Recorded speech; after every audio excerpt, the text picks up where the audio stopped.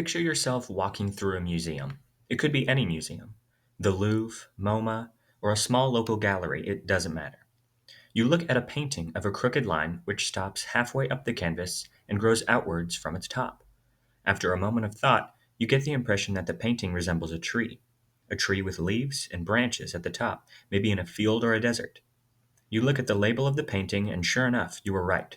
It is a tree. How did you know that before reading about the work? You simply looked at the painting, and it reminded you of something you were already familiar with, having seen multiple trees throughout your life. Someone who had never seen a tree in their life could not have made that guess. You had to refer to something else in order to understand what was being depicted, namely the trees you have seen in your life. We might call this process of understanding associative thinking. Is this associative thinking the basis for all art viewing? Is every work of art really just a collaboration between the art and your personality, or is it possible to view art as an isolated means of expression and evocation? There are many of us, myself included, who go to a gallery or a concert or a poetry reading in order to be exposed to somebody else's viewpoint, to hear or see someone else's perspective. But maybe the reason I find some art so powerful is because of the way in which I relate to it through my memories, associations, or my familiarity with the common techniques in art making. Does that mean I will never be able to enjoy, say, an Indian raga as much as somebody else who has studied the style for years upon years?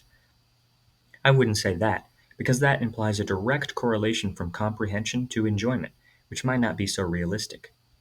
I may not notice some of the niche humor or skill the musicians are employing because I don't understand the common form of the Indian raga, but that doesn't take away all the fun of hearing it. As an example, let's look at a study conducted by Stefan Kolsch, neuroscientist and psychologist, in which he discusses music-evoked emotions. He illustrates a strong correlation between musical knowledge and the experience of a piece of music.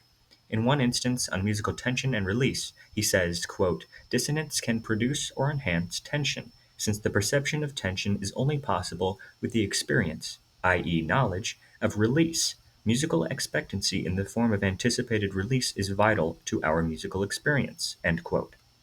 He also explains that, in a way, knowledge about specific musical structures gives the listener instructions on how to process a piece of music. He says, quote, "Tension and release are important for a religious chorale, whereas musical tension is less important for a polka dance. Tension can also be further modulated by a structural breach." End quote.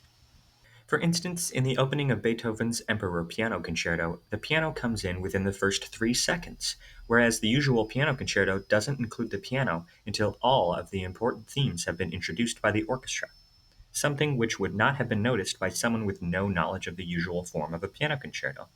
On the other hand, Kolsch suggests that, quote, "the meaning of music may be derived in part from the understanding that every note reflects an intentional act, which signals personal relevance to the artist, representing a communication between the creator and the perceiver of music." End quote. The same way I do not understand Russian, but I might be able to tell if somebody speaking Russian is expressing anger or joy through intentional decisions on their part regarding tone, contour, and volume.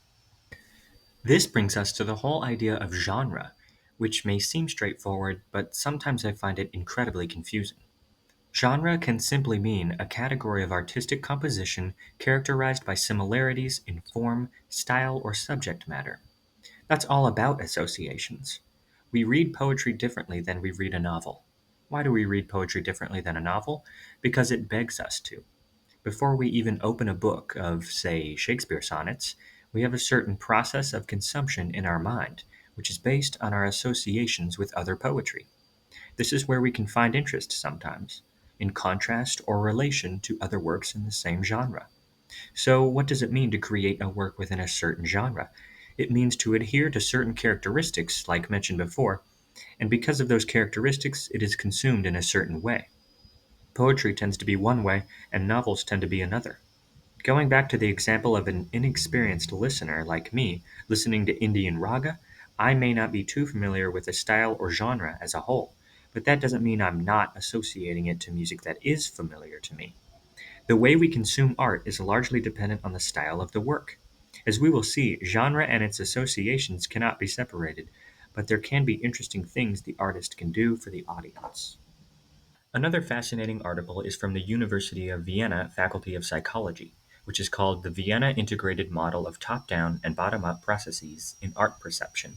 The article, which mainly deals with painting, defines the term bottom-up as the qualities of a work, such as form and attractiveness, and the term top-down as the contributions of memory, personality, and context of the viewer.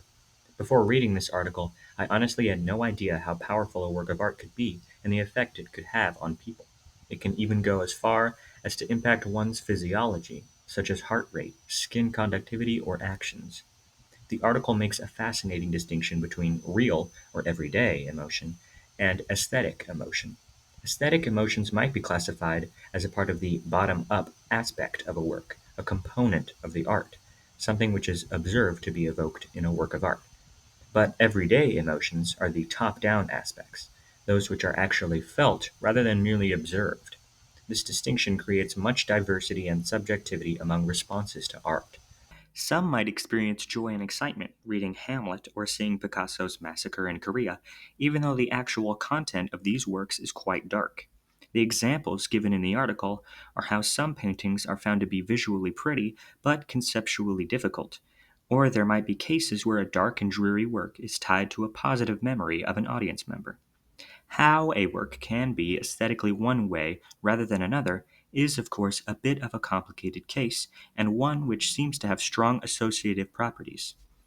As a Western music listener, I have learned to associate the interval of a tritone with evil or demonic spirits. So, even though I might be happy and excited to hear that interval in a piece of music, it's possible for me to understand that the interval is used to evoke evil in some contexts. Now, here is where we hit a big brick wall, a kind of what came first, the chicken or the egg type of conundrum. Do I hear the interval of a tritone as harsh and ugly because of its associations? Or did those associations come about because the interval of a tritone is harsh and ugly? This is a question for which I simply do not have an answer. I may never have an answer. Going back to the example of being happy to see a sad painting, you might ask the question, if I feel happy to see it, how do I know the painting is a sad one? And the answer you'd almost certainly find is because of the associations of whatever stylistic choices have been made on the painter's part. If it's painted with dark colors, dark equals sad. If it's a painting of a troubled scene, troubled equals sad. In this case, stylistic choices are a sort of method to evoke something from the audience, whether the audience is aware of it or not. But let's continue through the Vienna article. It might have some counterarguments. The article speaks on the fact that a viewer might assess their relative personal importance to the art, its meaning, content, and context. This is more than just, do I care about this painting, but something more along the lines of, how can I relate to this painting? On a more subconscious level, of course. If a viewer has a low level of self relevance to a work, they might observe it more objectively in a bottom up kind of way. Another point the article makes is that some art is not so easily processed, and the level of self relevance might be in question when we view some art. This discrepancy between art processing and self relevance could take any number of forms, but if a viewer is confident that the discrepancy can be overcome, they will wait and attempt to take in more information in order to achieve clarification. According to the article, this implies that art can have meaning even when we cannot grasp what that meaning is.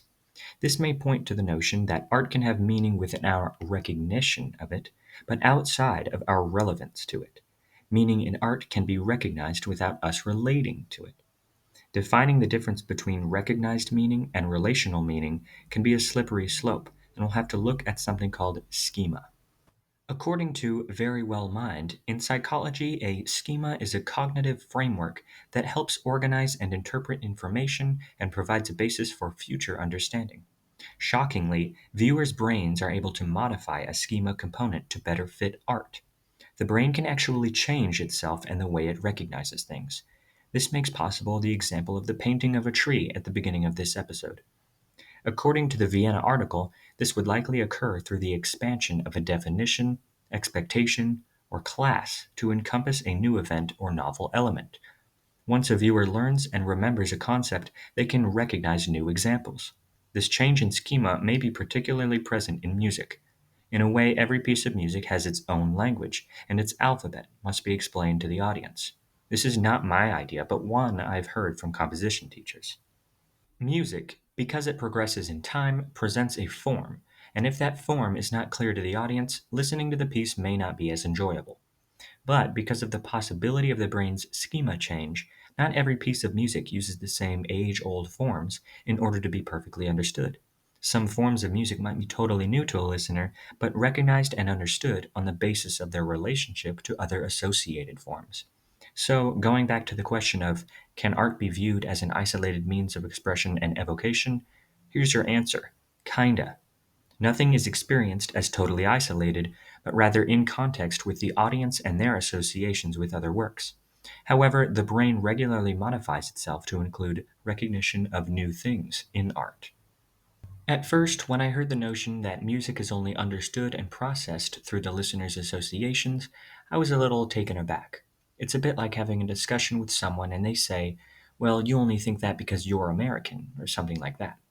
It always seemed like the role of associations in experiencing art made a work sound less powerful and unique than it actually was, and I believed that it would be entirely possible to love a piece like Mozart's Requiem or a song like Goodbye Pork Pie Hat with no context of when it was written, who wrote it, or how it was written.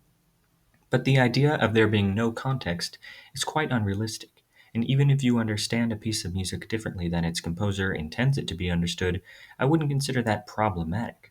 I'm a firm believer that historical context is not mandatory for a proper listening experience, whatever that may mean, but that if you enjoy a work for any reason at all, then good for you. Lastly, I'd like to take a look at the first movement of a piece of music which evokes nature in a very non traditional fashion. Der Schwanendreher by Paul Hindemith. The opening movement is entitled Between Mountain and Deep Valley, which is the name of an old German folk song.